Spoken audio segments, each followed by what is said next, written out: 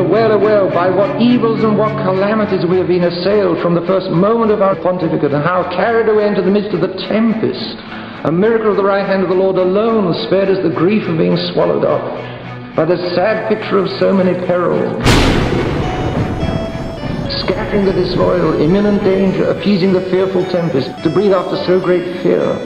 The wounds of Israel, the enormous weight of care.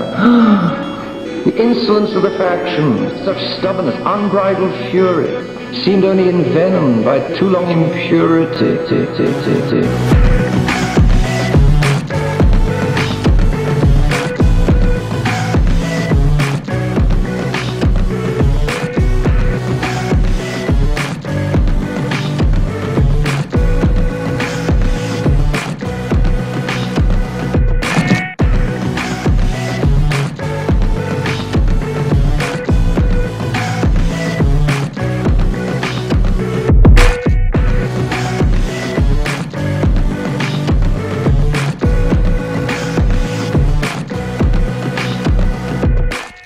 Of course, that's it. You've got a new world order of the revolution in a head-on clash with the old world order of Catholicism. And it's a fight which both sides are willing to shed blood for.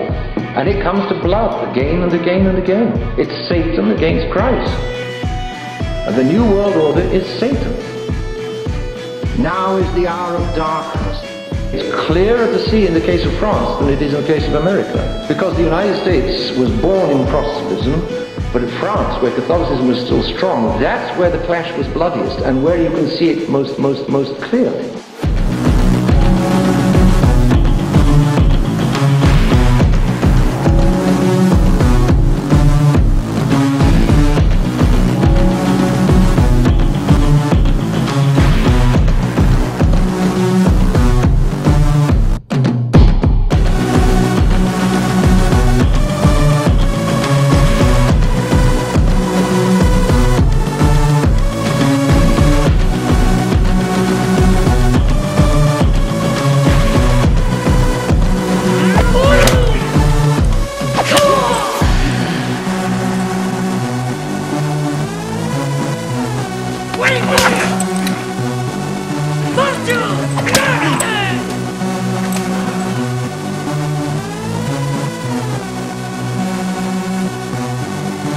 This is your hour and the power of darkness. The robbers and the thugs are closing in on the church, just like they closed in on our Lord.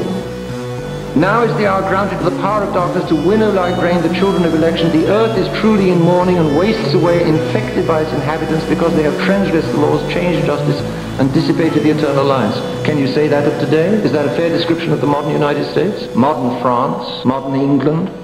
Everywhere. Definitely. Can you say that of today? Definitely. Perversity and revolt are tearing apart church and world. Gee whiz. He said that back in 1832.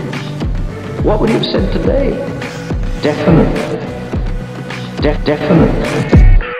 But could you get a better one-sentence description of the modern world? Perversity and revolt are tearing apart church and world. It's exactly 1996. Science without modesty, unbridled license, full of ardor and of insolence. The sanctity of the mysteries excites nothing but contempt, which is why we had Vatican II. Get rid of the old mysteries. All of that's trash. Throw away the beautiful vestments. Turn the altars around. Tin cups instead of gold. The majesty of the divine worship has become for perverse men an object of censure, profanation, and sacrilegious derision. That's exactly Vatican II.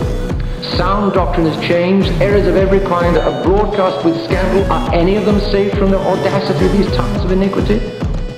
People can say what they like and they will be glorified on television if they destroy Catholicism. The divine authority of the church is attacked. At this time, the Pope is refusing the corruption. But today, the scandal has now got to the very top of the church.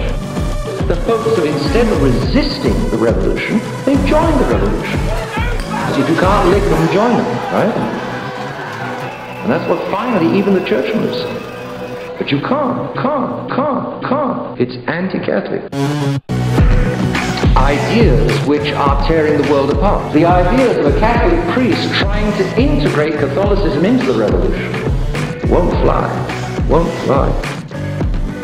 If you've got bad doctrine amongst the churchmen, that's much worse than bad doctrine amongst the laity. Because the churchmen are the salt of the earth and the light of the world, and if they are corrupt, then the laity haven't a chance. If the churchmen are all over the place, the laity haven't a prayer. Exactly.